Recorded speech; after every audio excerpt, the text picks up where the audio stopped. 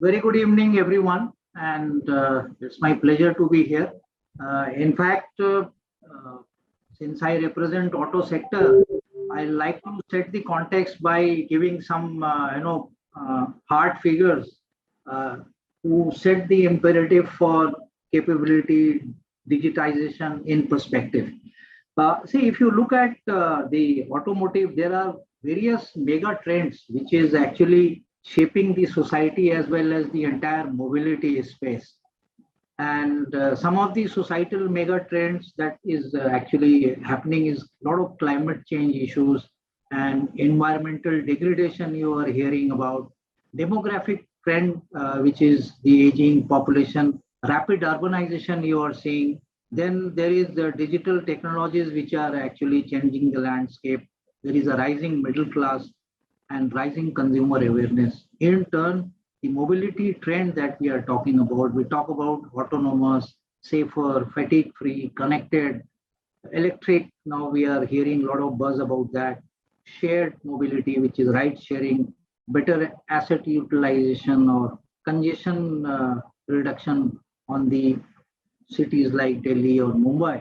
So what is happening is that there is a huge disruption which is happening in this industry, and on top of it, what is happening is that there is issues like in the last 3 years that we have seen a lot of challenges that this auto industry has faced in terms of kind of changes which has happened in the Indian auto industry, specifically like something like leapfrogging from BS4 to BS6. Huge challenge in terms of capability, implementation of technology, and so on and so forth. GST was something which came up and jacked up the prices because pre-GST the lower CC cars were priced lower, but in the GST regime all cars are 28% flat. Insurance third party was added, and as you know, Indian consumer are price sensitive. So any increase in price by all these things have really shaken the entire auto industry as such. Fuel prices is, as you know, is always in the news. It's crossed the 100 rupees barrier. So you know how much pressure it is putting on. Now, this is on one side what is happening in the industry, which is important to note in the context that the auto industry, some facts and figures are also important to understand that auto industry alone contributes around 7.5% to the GDP and poised to grow to 12% by at least 2026. But if you look at entire manufacturing in this country, 49% comes from the auto industry. These are some hard figures I'm trying to give, reason being that just to understand the complexity and the challenges that this industry face. 37 million people are employed directly or indirectly in this sector and poised to grow to 65 million. And India is the fourth largest passenger vehicle market. Of course, in two-wheeler, it is the largest. We are poised to become third largest by 2025. If you look at the GST collection itself, 15% comes from auto industry. So in all, what I'm trying to say that it's a big sector and it's driving the economy, and it's all the more necessary that looking into the talent landscape that we have in this country, what industry is doing in terms of bringing the right kind of talent, developing right kind of talent. The problem is that skills are not available. Today, to run such a huge industry, there is a skill shortage. Now, there could be regular skill which is available, but there are certain rare skills which is not available. And this is where what is important is that to looking into the kind of growth we expect in terms of future, because if you look at the car penetration in India, which is globally, if you look at 650 per 1,000 people own a car. It's a global average. If you look at developed countries, more than 800 people own a car in developed countries. You will be surprised what is the car penetration in India. It is a dismal 22. It was 19 to 3 years back. So it is only 22 people owning a car out of 1,000 people. But we should not be alarmed. That's a good sign. We have more scope to grow in India. And that is why the world biggest and largest companies are, coming to India. But India is a very different game altogether. You have seen General Motor and now Ford exiting Indian market. So there is a challenge. It's not only about product and technology. It is about people, process, the kind of people you have, and your own strategy in terms of the Indian market. Now we have Tesla also coming into the country. The game is going to become even more challenging. The game has really begun now. Maruti has been a market leader for decades. When it started, we had only two players to compete with, Fiat and Ambassador. We became a runaway success overnight, right? And we are proud to say that we have put India on wheels. But the real competition started in 2000 when companies like Hyundai and all started coming in, and that is where the automotive improvements also happened. The people became quality conscious, and that is where India started exporting also, and that's how this sector started growing. And the figures that I have quoted, that's where the Indian automotive industry stands today. Today, we have more than 24, 25 players in this country, and the game is ever changing, as you know. Now, the paradigm that I want to share is that, the future of work, if you look at the worker and workplace, all are going to be redefined. What was there in 80s, what is there today is not going to be there tomorrow. So let's be prepared for that. So when we say work, in the space of work, human machine collaboration is going to intensify further.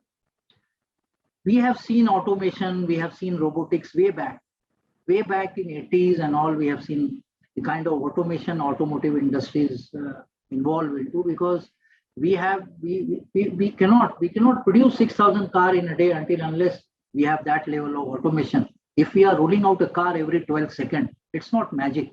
It's the sheer dedication of people and the kind of level of automation that we have been able to achieve.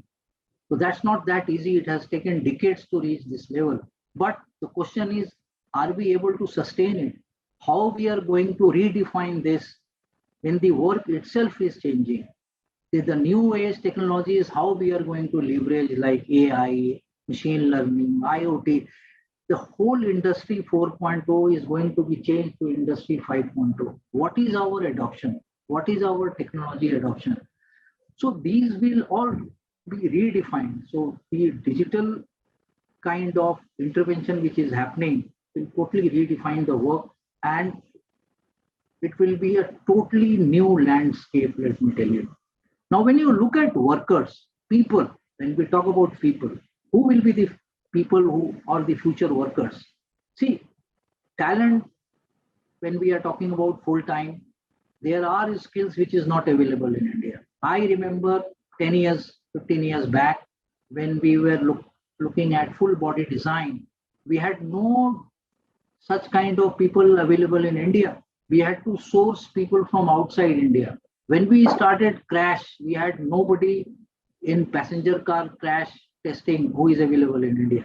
We had to get our people trained in Japan, and we are developing. Gamut of, the worker is going to change. Gig is coming up in a big way, and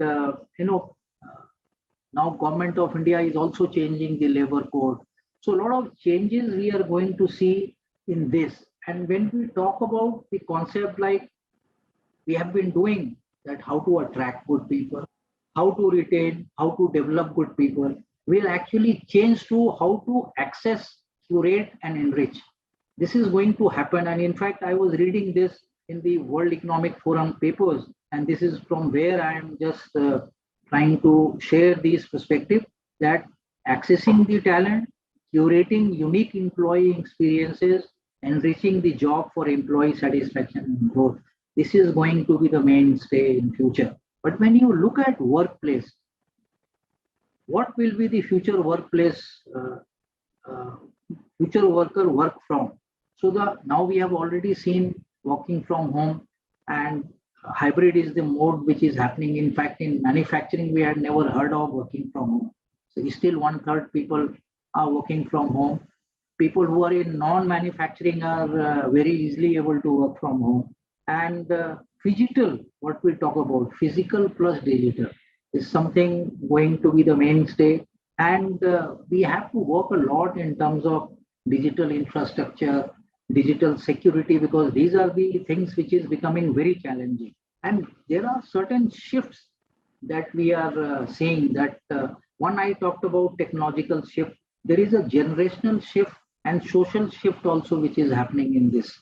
Not only here, but these are happening in a very big way. What we have seen very recently is also mindset shifts, which we witnessed during this sudden lockdown that happened last year. We suddenly found that hierarchies have broken.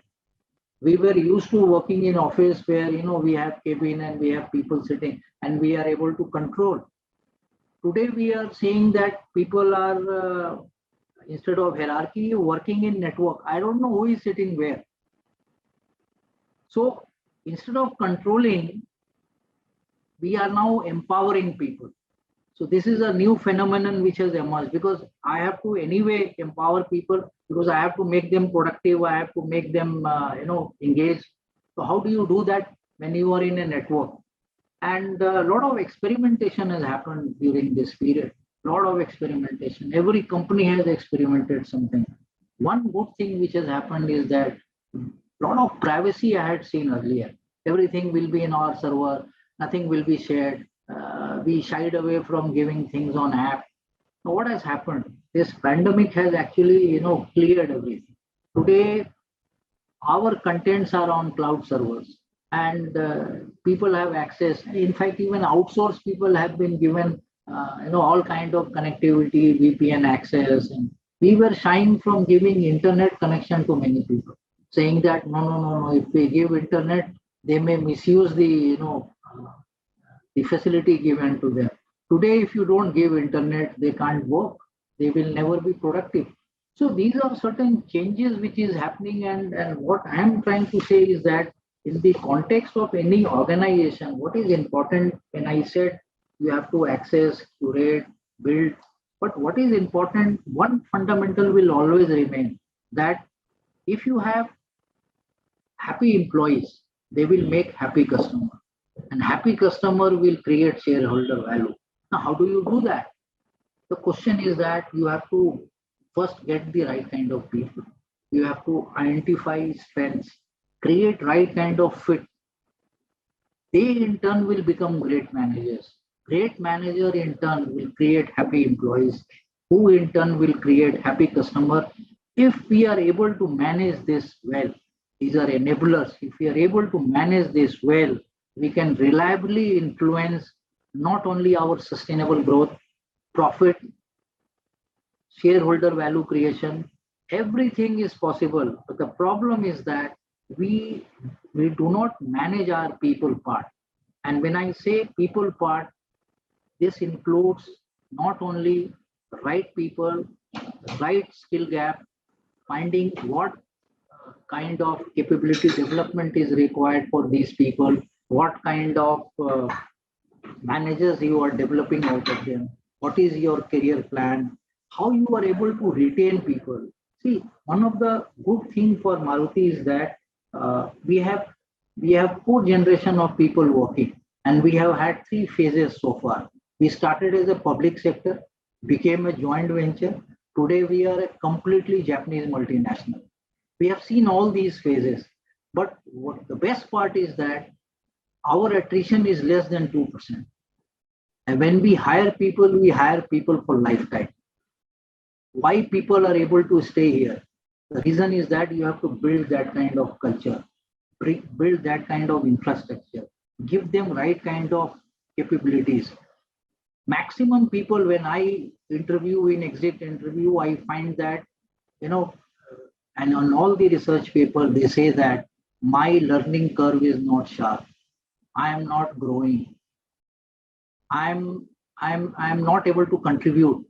Now, these are certain parameters on which every company has to really ensure. And if you are able to actually do that, these are the people who are going to become great managers. And as I say, in Maruti, we hire more than 90% people from campus route.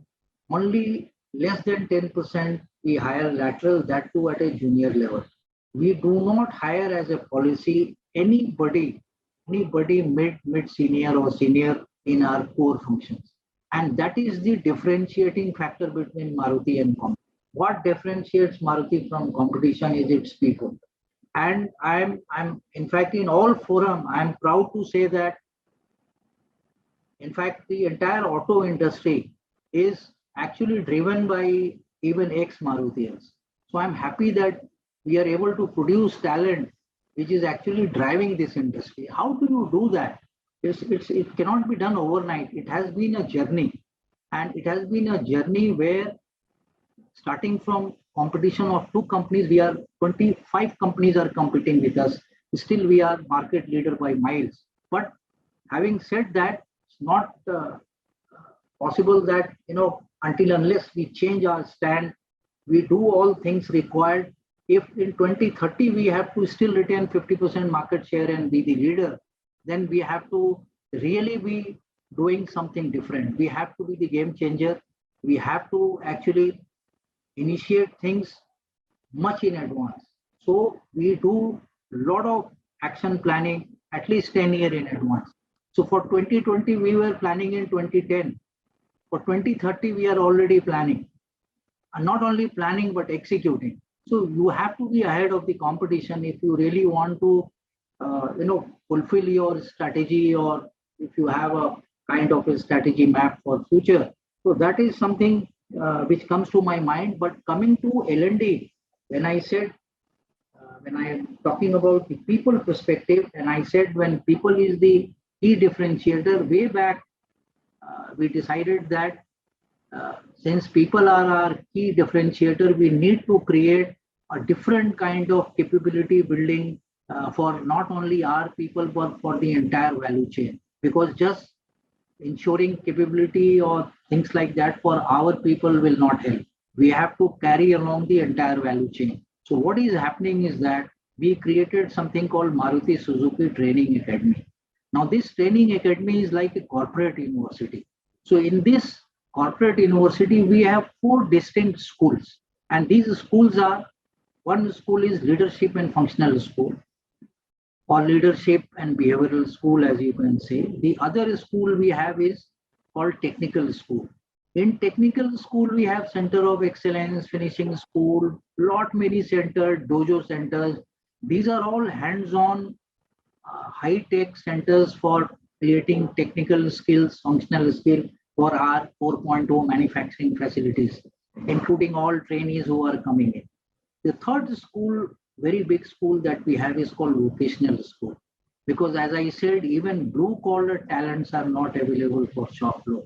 So there is no readiness in ITIs or polytechnics.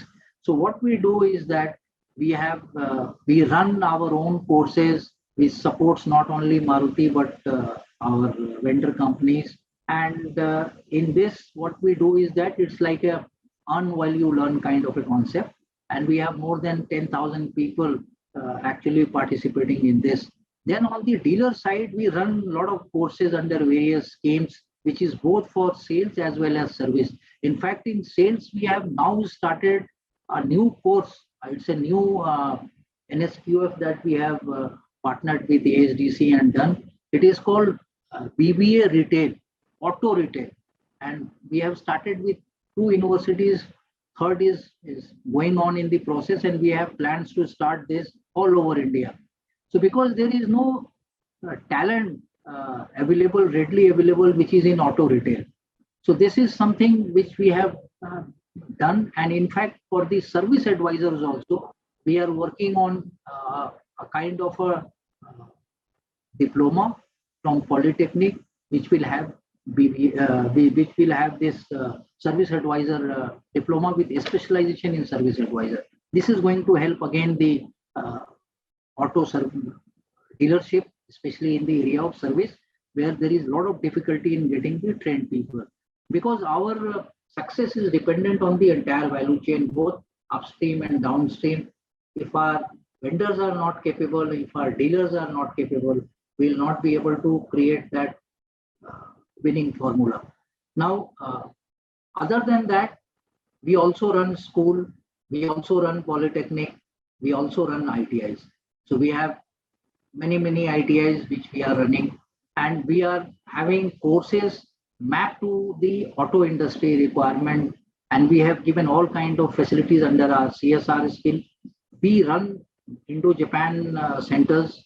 We have started an automotive skilling center in Ahmedabad also. So we are doing all possible thing in the domain of what you call automotive. In fact, we as a CSR activity, we even run driver training institute called IDTR. You must have seen in Sarai Kale Khan in Delhi and many other states we have. It is a PPP model.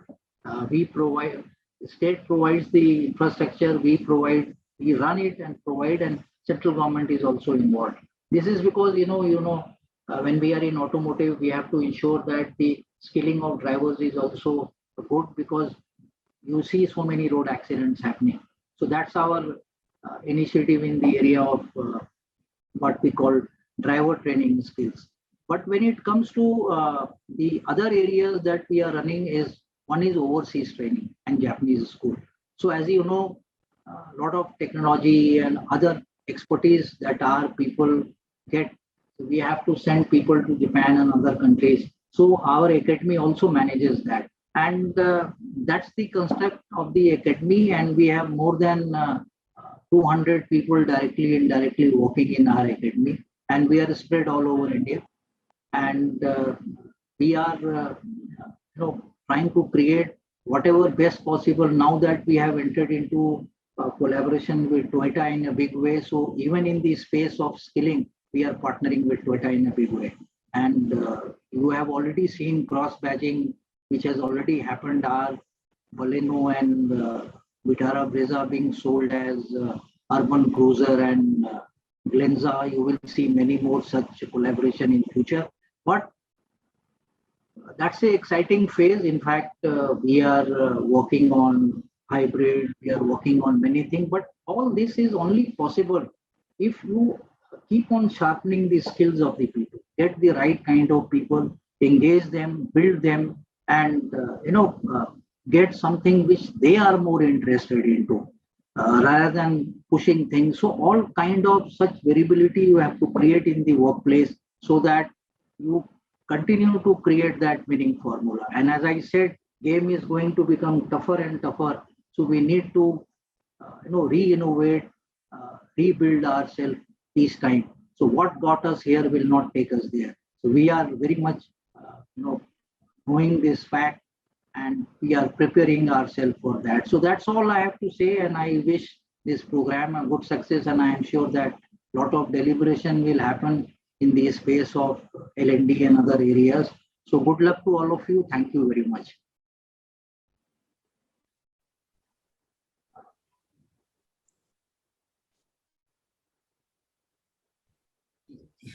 Yeah.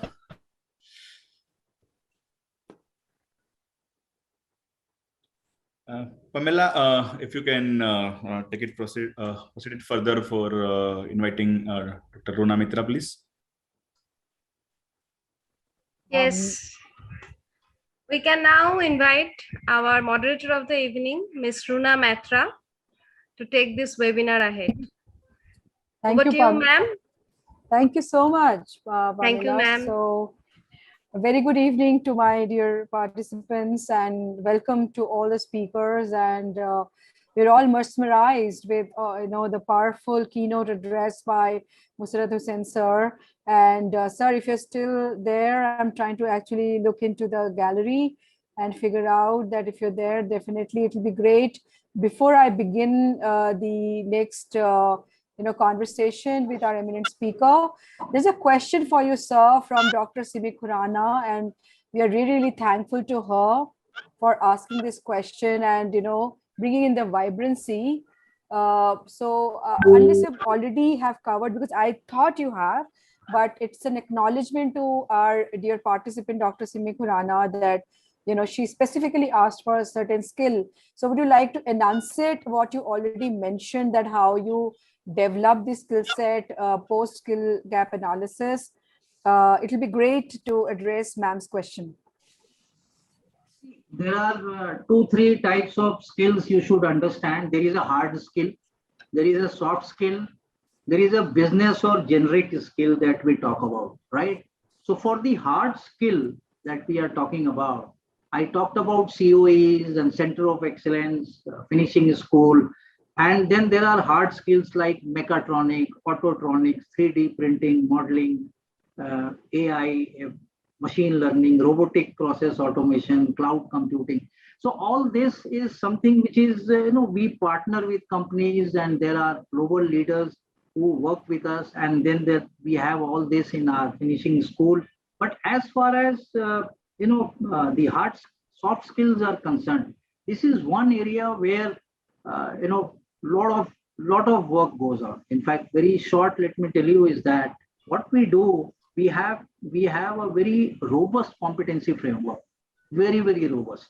And what we do around the competency framework, we do development center, we have been doing assessment center, we create potential performance 9 grid, which we follow very religiously for all categories of people for various kind of talent management process. Because see, when I said our prerogative is to build talent rather than buy talent.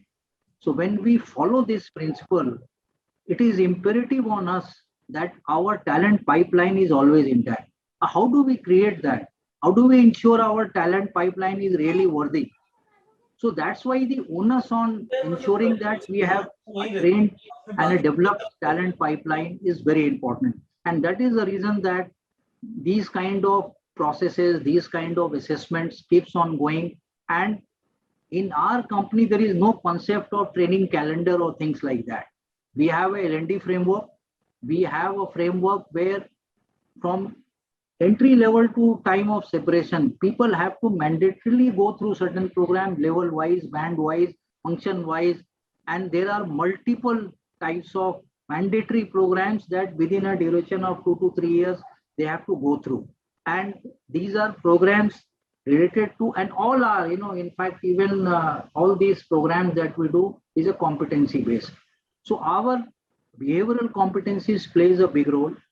The functional competency that we talk about, so we follow that same 70-20-10 principle of learning. So the 70% of learning which is happening actually on the job. So the onus of the function, department, divisional head also becomes very important, because when the people are put on the job, the real learning comes there, which is more to do with functional.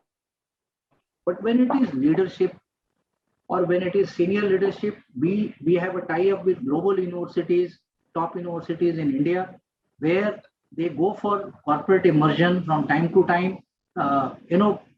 The best part for Maruti is that, which is again very unique, is that all our leadership and critical position has 2 leaders. So there is a 2 HR head, 2 engineering head, 2 quality head, 2 manufacturing head. You will be wondering, how come 2 heads? We have not heard of that. Yes, so one is an Indian, one is a Japanese. The Japanese bring in the global perspective.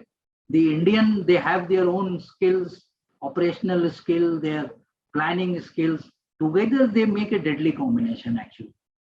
And that is the reason that we have been able to create success stories. But it is very important that, and we do a lot of job rotation, which is actually not happening in many companies. So our HR head is an ex-IT guy.